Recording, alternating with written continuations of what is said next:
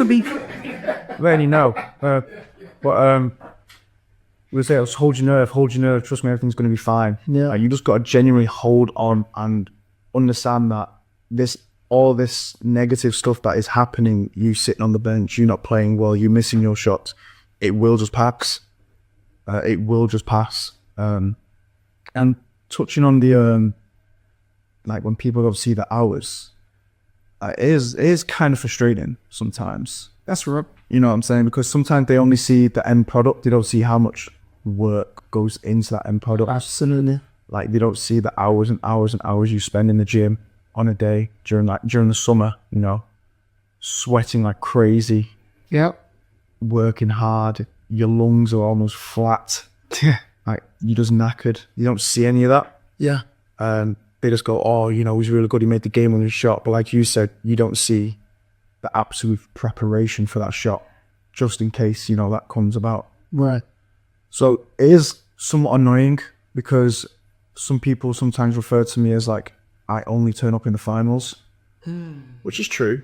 They're not wrong. I do turn out in the finals, you know, but they don't see all the preparation that goes to the final, you know, all the games towards the final, the playoffs, the hard work in training, you know, taking care of your body, eating right, sleeping right, you know, studying your game, watching your game back and realizing, oh, when I stop here, instead of being there, I should be there instead.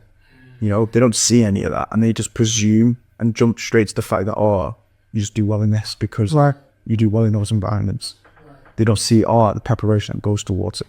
Right. Which is something that can kind of affect athletes. To me, not really asked, but it can affect people. I've known people that aren't good in those situations. You know. Okay.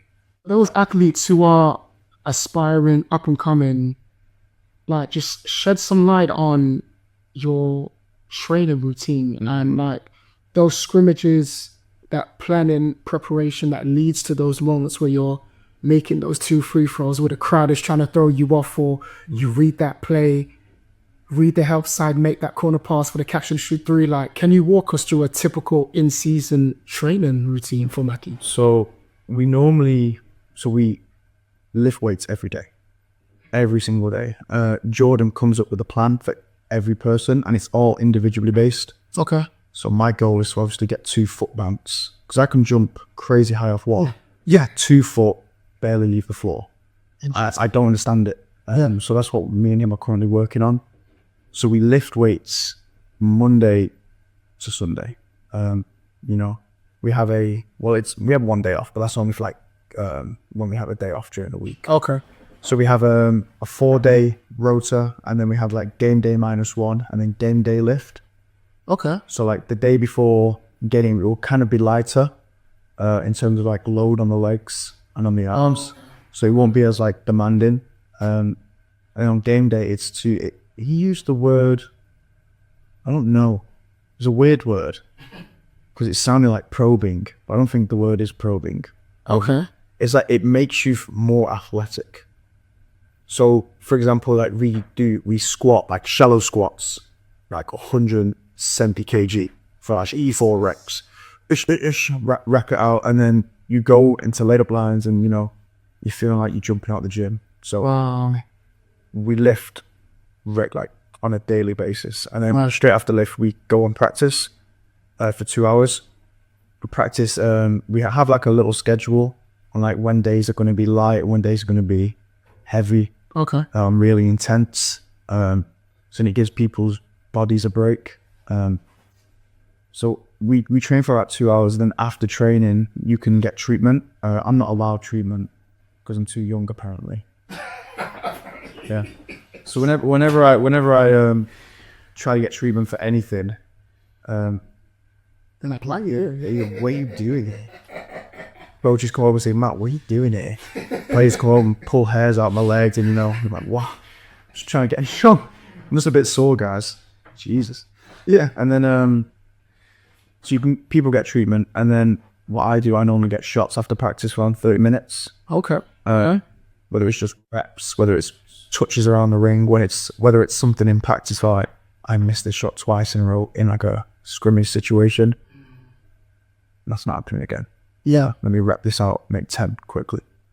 And then after that, we all go home, you know, we chill. And then I don't know what the other team do. A lot of them go to a sauna. Okay. You know, there's a sauna in Wembley. Never been. I don't really want to go. I don't like saunas. The idea of saunas just freaks me out. 10 people, sweaty as... Just lied you. Not my cup of tea, that. And then, but what I normally do is I stretch, I nap. I love a nap, you know. Stretch. Stretch is eating poison. Your hips. Trust me with the hips. 1990s, just open those hips up and get them. Yeah. It's such a key part to basketball, especially. Absolutely. And then every other day, every 2 days, or like I'll go to a day, then I'll miss a day. There's a gym in my apartment. Nice. Yeah, I know. So it's so corrupt. So I go down there and I sometimes do a little bit of cardio. Sometimes, you know, I lift some weights, some extra weights. And around that time, it's kind of getting late at night. So I'll just call it a day. So that's kind of like a rough day of what we do. And just even on that, how do you balance? Because being at the pro level, it's so demanding, not just physically, mentally. You've got to balance professional life, like you've got to balance Matthew the pro player, Matthew just the person, you know, the son, the friend, you know. So how do you balance skill development, game preparation, and recovery all at the same time? It's tough. It's really tough. You have to make time for all of them. You have to make time. Like, I make time every day to call my mum, you know, call my girl, call everyone, right? But you then also have to make time for yourself. I mean, that's where you have to be a bit selfish sometimes. I love my mum a lot, right? Sorry, mum, I've got to go do something. Then I go, because I need to go stretch or I need to go eat. You know, so you have to make time. And it's really difficult sometimes because you have to prioritize some stuff and make sacrifices. That's what it comes down to. And I think the players that are going to go far in basketball, in football, in life, are the people that are willing to make the really tough sacrifices to get where they want to be. Yeah. To give up time, you know, scrolling on TikTok for hours, you know, doom scrolling. That's what we call it. To go and, you know, go outside, go for a walk, or watch your game back, watch yourself play, watch another team play, just watch basketball. Yeah. You know, study the game. So it is really difficult because sometimes you can get carried away, especially because when you live on your own, there's nothing stop. Like, I ain't got my mum rambling down, but I ain't got that anymore. I'm just chewing on my own. Right. So it is really difficult. And it comes down to self-discipline as well, of being able to tell yourself, right, enough of that. Let's go do something productive. Right. So yeah. Right. And as a pro player, what are the key areas you constantly work on to stay competitive? Because I feel like, I mean, I could be wrong, but even at the pro level, depending on your mental makeup, you can be comfortable. Yeah, I'm a pro now. Before, I would take 500 shots a day from game spots, game speed, working on counters in case a defender who's got a scout report on me, I surprise him with a different type of package. For you, I can tell you're very competitive, and it gives you that competitive edge. Like, how do you constantly work on staying competitive? Well, there's one thing I always do. I've always done it for a while. And it was to try to test myself more than anything else.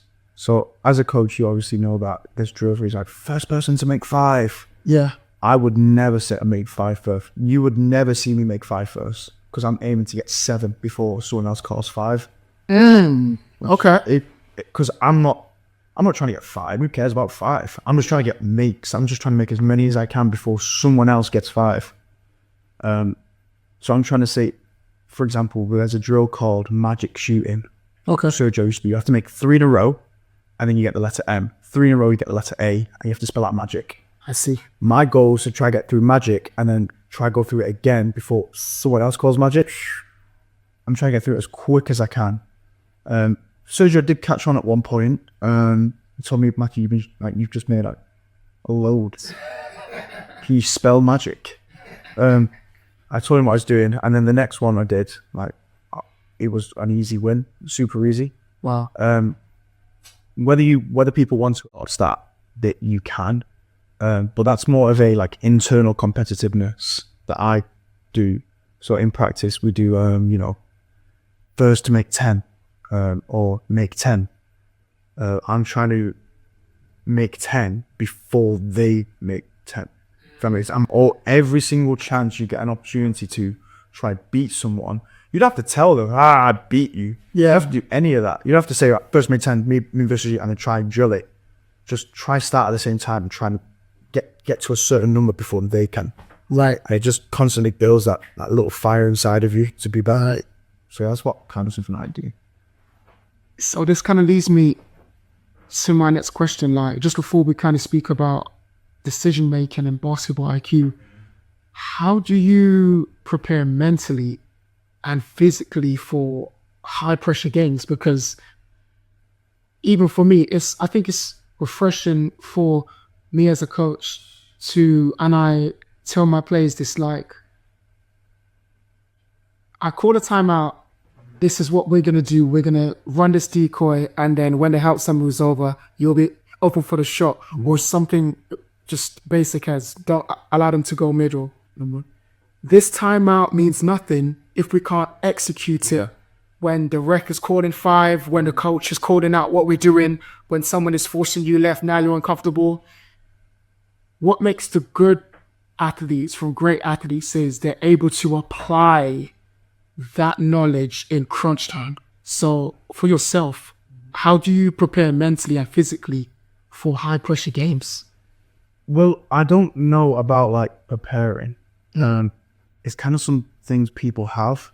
Like when I'm playing in like a high pressure game, the crowd, the noise, everything just turns off. Love that. And I'm just so focused on the game that I don't even see or hear anything else. Like someone could be screaming my name in the crowd, cussing out my mother, cussing out my family. It doesn't matter because I'm so focused on this game. I think one thing that I do though is I try to prepare before games. I used to listen to like super hard songs that I used to like. It used to get me mad, but I don't do that anymore. I listen to songs that kind of just like chill me out. Nice. Calm my nerves. So like when I get into the game, I'm more just like, I'm just chilling. Nothing's too crazy. I don't expect to go out there and just, take someone's head off or something. Right. So I think that's something I do. Pre-game rituals. I always have sweets before game. It's probably not healthy, but it's not a big issue. Yeah. But certain people do certain things. Ade is one. Where he loves a good nap before games. I'll come into the changing room after like my little practice on the court, and he'll be asleep. Something he does. Other people like to listen to really high intense like music. One of my old teammates called Mason Bossier, he would go home and meditate before games. Okay. And he would tell me that he would meditate and while you meditate, you're not supposed to think of anything. Yeah. But it's so hard to do. So he would try to think of the game that he's going to play tomorrow and imagine him doing stuff in that game against those players. Right. So whether it's, you'll come down, you go tween, he's sat there just in his chair, tween, behind, straight net. Obviously he wouldn't make those noises, but he would do something like that. But what I'll just recommend is if you find something that helps you lock in, just rinse it. Like it's key. It fits. Could be something stupid.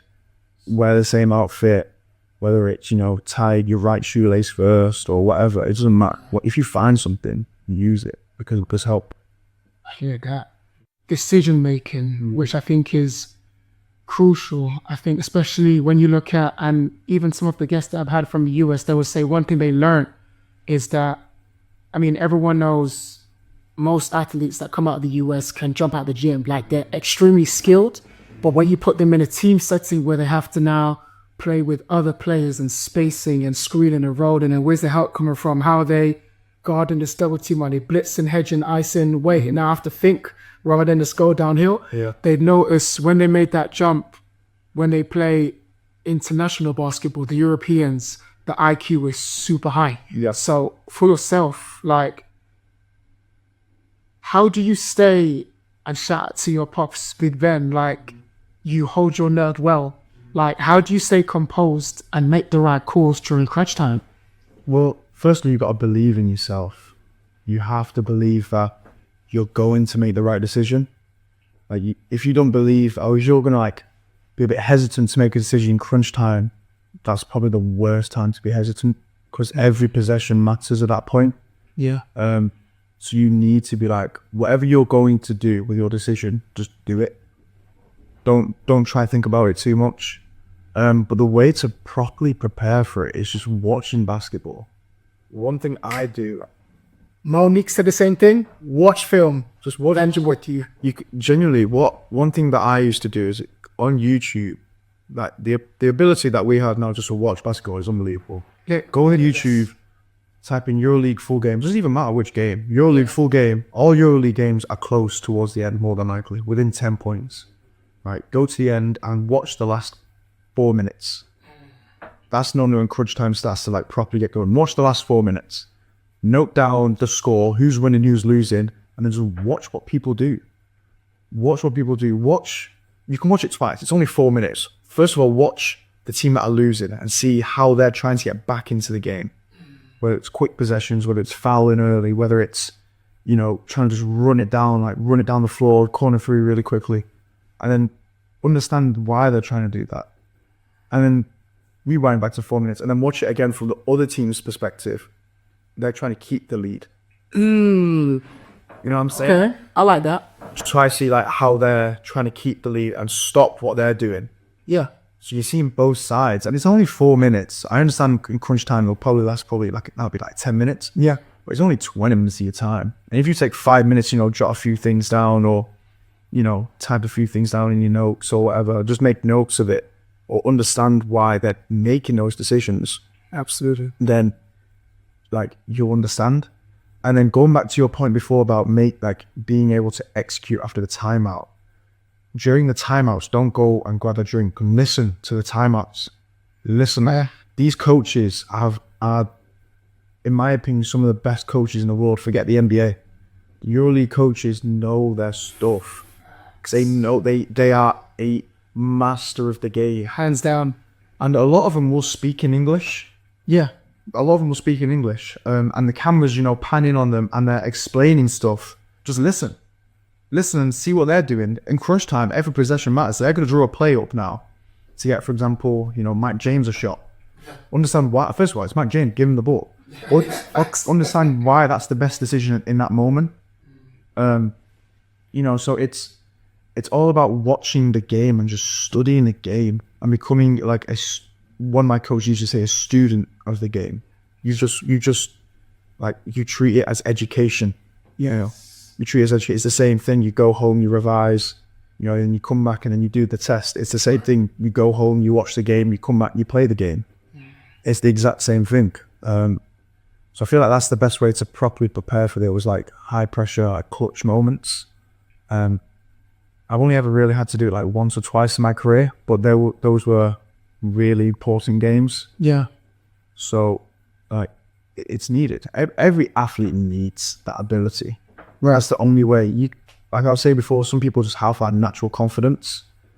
But even the people with confidence, if they're not all up here, they don't know what they're doing. Here we go.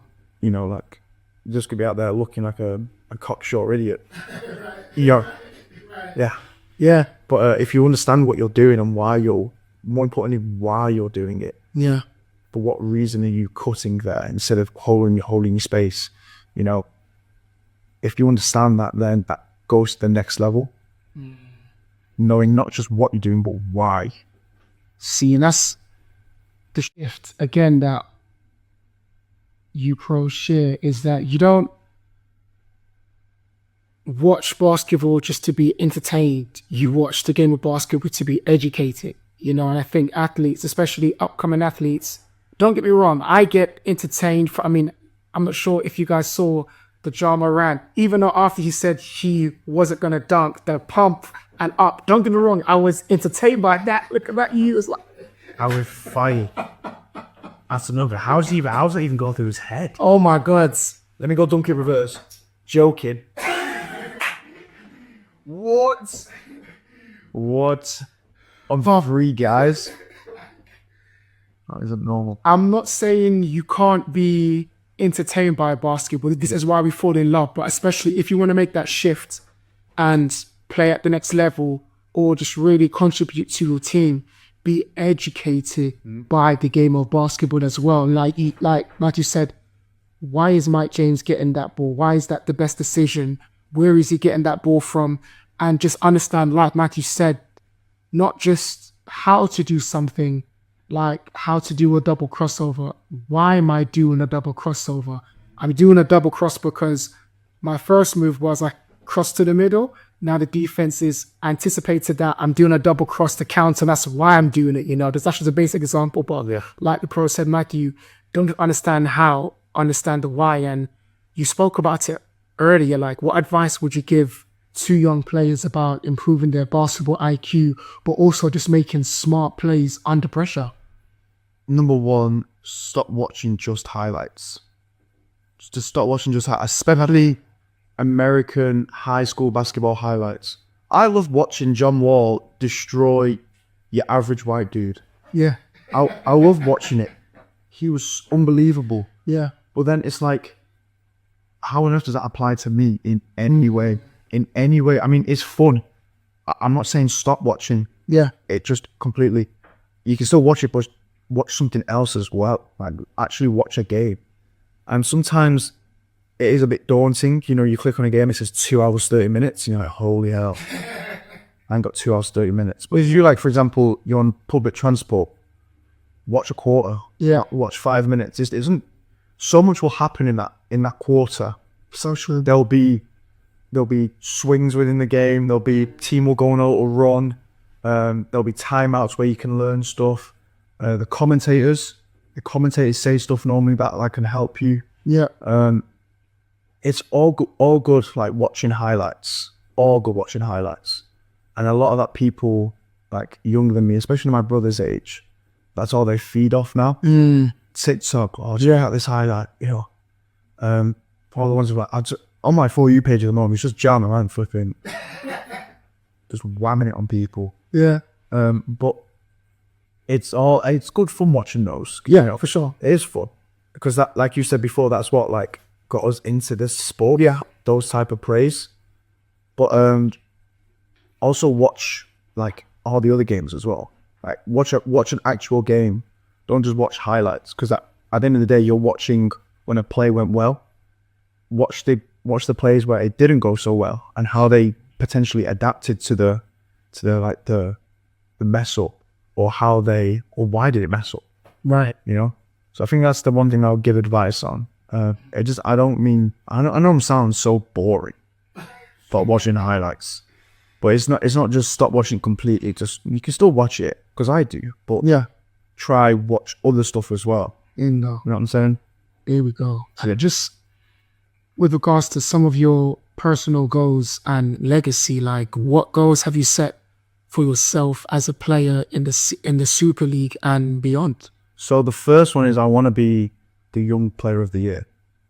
They have that award. It's a weird award because it applies towards both men's and women's. Yeah. So only one person get it. Oh, wow. So last year it was Valerie. Yeah, She got it last year. She play Valerie. But that's something I've had my mind on for like such a long time now. It's unreal. Like, I'm all about setting realistic goals. So everyone's saying, oh, you know, when are you going to get Player of the Week or Player of the Month? What's I know? Yeah. I mean, maybe I could get, if I have like a breakout game at one point and I get Team of the Week, maybe. But it's very unlikely with my position and what I'm doing, like how many minutes I'm getting. So setting realistic goals to like get young player of the year, that's something I want to do. And then I also want to be top 5 in 3-point percentage at the end of the year. I know I'm top 10 now, but I think I'm like 7th. Okay. Yeah. So I want to get to top 5 by the end of the year and stay in that top 5 as long as possible. Nice. Obviously I'm aiming for number 1, Right. but you know, Michael Brisker just ruins it for me. But yeah, those are like the for at least this season goals. Right. And just the final two before we get into the quick hitter segment and then some rapid fire questions at the end. Oh man. Because one thing I love now, we've got, to be honest, Matthew, we've got great role models like yourself, Monique, and others, Luke Nelson, like the list goes on, where we are seeing more representation of UK basketball, players who are playing at the high level, but at the same time, it's like we're seeing a clearer player pathway. Mm-hmm. What message do you have for young players who aspire to follow in your footsteps and play professional? I would just say you can do it. Like if you can see someone else do it, there's no reason why you can't do it. And I think this is another reason why I chose the Lions, because there's no other person that has played like what's known as the grassroots basketball and gone to pro. For example, Ned Ass, he went to Lithuania first before he came back. Yeah. The only other person is Quinn Ellis. Okay, yeah. When he went over to Italy when he was 16, no one's done this path that I'm doing before. So I'm kind of paving a new path for people to go down. And if it turns out well, it's a really good path to go down. Generally, so many benefits from it. And if you've got the right mindset and everything, I'll highly recommend it. Right. But I feel like just seeing people and just watching people from where you are and where you're from do stuff, it's inspiring. Yeah, For sure. I watched Luke Nelson do it. I remember watching him when he was like 17 in Division 1. I came down to watch. I was just in awe. Genuinely, the babyface killer, I think his name. Yes. No hair on his face. Yeah. And he just killed us. I was just watching it, and then I followed him from there. And it's like seeing him go and play in France, representing GB, playing for the Lions, and he's now in, don't tell me, he's in a good country, or he's doing well. He's doing really well. Yeah. So seeing people do that, it means a lot. Absolutely. It means a lot. Absolutely. And getting into the quick hitter segment, just with the first question, I'm super intrigued to just get your mind on this. This could be in basketball or in life. What would you say, Matthew, is a skill that is taught by many, but only mastered by a few? Confidence. It is a skill. It is something I've talked to many people about. Confidence. If you don't have it, sit on the bench. Yeah. You could be the best player in the world. You could be able to make every single shot.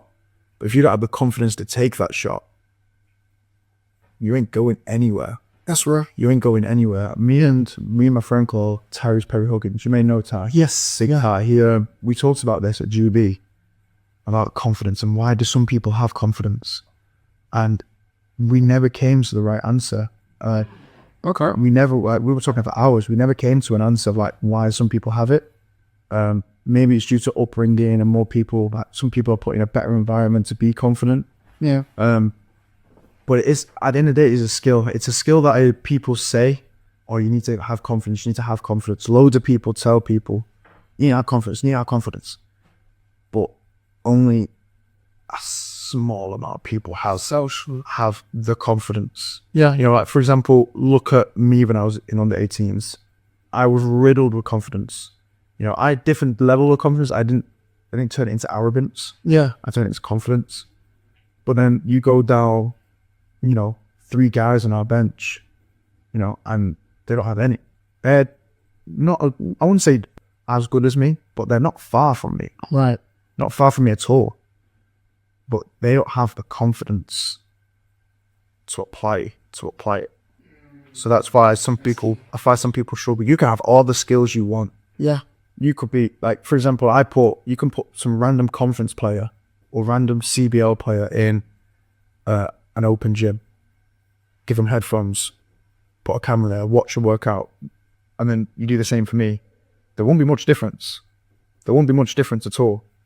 But then you put us in a game situation, it shows because confidence just plummets. Right.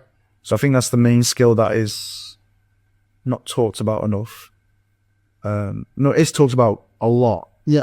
But not enough. Okay. And then you will hear a countdown, and then you just got to list those off. So, Oh man, wrestling. audio listeners, don't worry, you are going to hear the countdown. I'm literally just passing over the headphones to Mackie now. So, Mackie, let me give you these. So which one? Yeah. So, let me give you these. Can you hear me? Yes. Perfect. Well, cool. Right. So, let me just play the countdown just so you can hear it. So, I would say, Mackie, you got 10 seconds to name 5 shooting guards. And when you hear this countdown, which should be starting now. Oh, okay. It's not that bad. Yeah, you've got a list of all. I think the another. Oh yeah. It's a film. Yeah. Right, you ready? Yeah, of course. Okay, let's do this. Right, Matthew, you have got 10 seconds to name 5 NBA players. Right. This one's easy. Giannis, Jason Tatum, Steph Curry, LeBron, Nikola Jokic, Shai, Gilles Alexander. Done. Lads, it's just I've tried to tell myself this is easy. Alright. Okay, 10 seconds. You need to name 5 NBA teams. Teams, okay. Atlanta Hawks, Boston Celtics, LA Clippers, LA Lakers, Milwaukee Bucks. Let's go. Oh my God. Let's. Did he leave my head? But these questions couldn't to me. Right. Gosh. Now, I'm going to give you the heads up. In the past, guests have struggled with these next 2. You do hear these names, but not as much as other names. So I'll kind of that's the kind of vague clue that I'm going to give you. So you've got 10 seconds to name 5 NBA coaches. Greg Popovich, JJ Redick, 3 more, go Rivers. Yep, 2 more.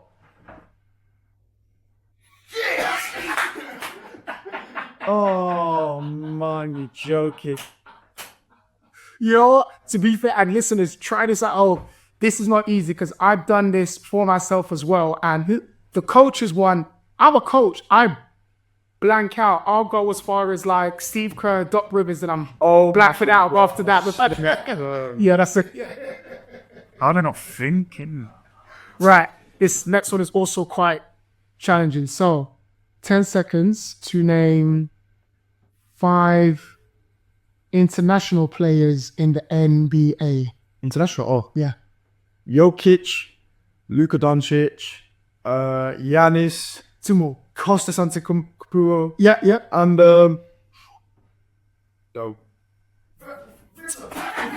So like that. Oh, squeeze that in there. Let's go. All right, well.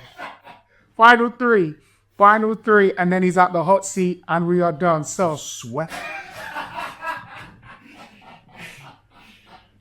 right, last 3 questions now. These ones are a little bit easier. You've got the lead up by 20.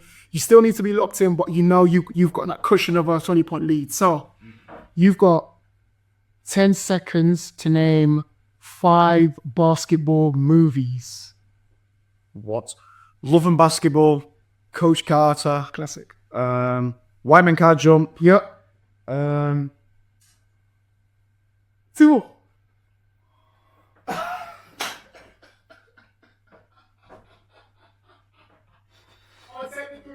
I'll say the What's the war? Yeah, with Michael's Jordan. Oh, Space Channel. Oh, good God. Oh, I'm an idiot. Why am I not sick? That's like the main one. Well, yeah, true. Right. Final two. You've got, okay, these last two are down to personal preference. So you've got 10 seconds to give me your top 5 players of all time. Right, don't get mad at me. LeBron, MJ, Kareem, Kobe, and then I'm probably going to go Kevin Durant, Matt. Maybe. Solid. Maybe. Solid. I'll take that. Maybe though. Okay. Because I was kind of torn between. Actually, no, let me change it. Okay, no, go for it. Go for it. Tim Duncan. Tim Duncan. Sean, you are going to be happy about that because that's my guy Sean. And then you will hear a countdown and then you just got to list those off. So, Oh, man. Wrestling. audio listeners, don't worry. You are going to hear the countdown. I'm literally just passing over the headphones to Mackie now. So, Mackie, let me give you these. See, which one? Yeah. So, let me give you these. Can you hear me? Yes. Perfect. Well, cool. Right. So, let me just play the countdown just so you can hear it. So I would say, Matthew, you've got 10 seconds to name 5 shooting guards. And when you hear this countdown, which should be starting now. Oh, okay. It's not that bad. Yeah, you've got a list of all. I think the Oh, yeah. it's a film cheat. Yeah. Right, you ready? Yeah, of course. Okay, let's do this. Right, Matthew, you have got 10 seconds to name 5 NBA players. Right. This one's easy. Giannis, Jason Tatum, Steph Curry, LeBron, Nikola Jokic, Shai, Gilgeous-Alexander. Done. Lads, it's just no. I've tried to tell myself this is easy. Alright. Okay, 10 seconds. You need to name 5 NBA teams. Teams, okay. Atlanta Hawks, Boston Celtics, LA Clippers, LA Lakers, Milwaukee Bucks. Let's go. Oh my God. Let's. Did he leave my head? But these questions prints me. Right. Gosh. Now, I'm going to give you the heads up. In the past, guests have struggled with these next two. You do hear these names, but not as much as other names. So I'll kind of that's the kind of vague clue that I'm going to give you. So you've got 10 seconds to name 5 NBA coaches. Greg Popovich, JJ Redick, 3 more, Doc Rivers. Yep, 2 more.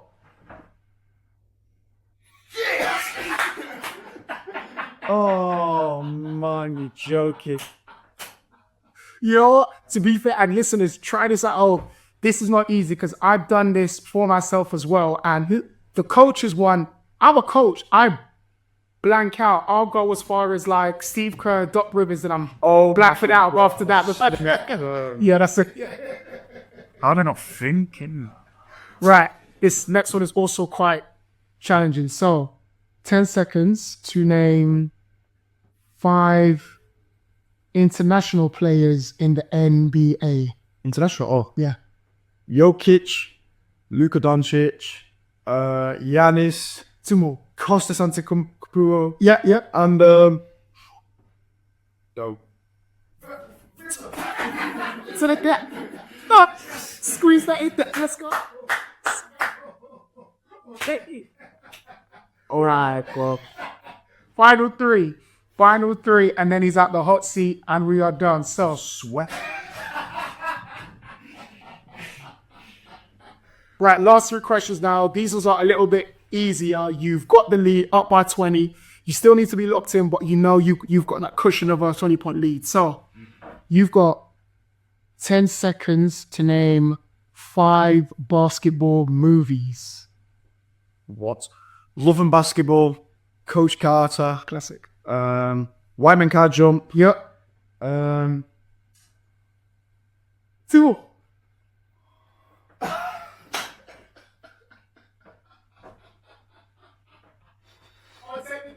Rob, Take the 3. what's the war? Yeah, with Michael's Jordan. Oh, Space Daniel. Oh, my God. Oh, I'm an idiot. Why am I not sick? That's like the main one. Well, yeah, true. Right. Final 2. You've got, okay, 10, these last 2 are down to personal preference. So you've got 10 seconds to give me your top 5 players of all time. Right, don't get mad at me. LeBron, MJ, Kareem, Kobe, and then I'm probably a little Kevin Durant, Matt, maybe. Solid. Maybe. Solid. I'll take that. Maybe though. Okay. Because I was kind of torn between. Actually, no, let me change it. Okay, no, go for it. Go for it. Tim Duncan. Sean, you are going to be happy about that because that's my guy, Sean. OG Sean, he is a diehard Spurs fan, and he's telling me, Coach, the way people downplay Tim Duncan, like, Coach, I'm not happy about it, but he's going to be happy you said that. So, yeah, love that. I rated. Facts. Okay, last one. 10 seconds to name 5 artists that get you in the zone before a game. What? Number 1, Tiny Temper. Number 2, I don't know the song, but it's called Perfect Girl. What's his name? Sleepy Hollow. Oh, okay. Keep it going. 2 more. Sleepy Hollow's tough. Sweet. Baby Taheem. And Kendrick. Love that. And that is the rapid fire questions done. So, not the lie, he actually got through that pretty well. Like, he at least gave me 3, especially with the harder ones as well. So, that's what's up. Flipping that. I was sure. Honestly, man, this has been an absolute, honestly, treat. So again, honestly, Matthew, thank you so much for giving up the time. Thank you for having for being on the Coach D podcast. And just before we even wrap up, let the listeners know on the audio, but also the visual as well. Those who are aspiring to follow your paths, they want to follow what you got going on. Now, how can they support you? But also, how can they support the London Lions as well? Oh yeah, go watch as many games as you can. Show your support. Bring a friend. Yes. Bring a friend if you really want to. And just like be there for British basketball, because British basketball will be there for you if you're there for them. As much as you give into British basketball, it will give back 1,000%. I believe it will. So I think that's my advice for people that want to like stay in touch with it all. Right. Absolutely, guys. It's Coach D, the pro that is extremely humble, but just again, man, he gave a lot of gems.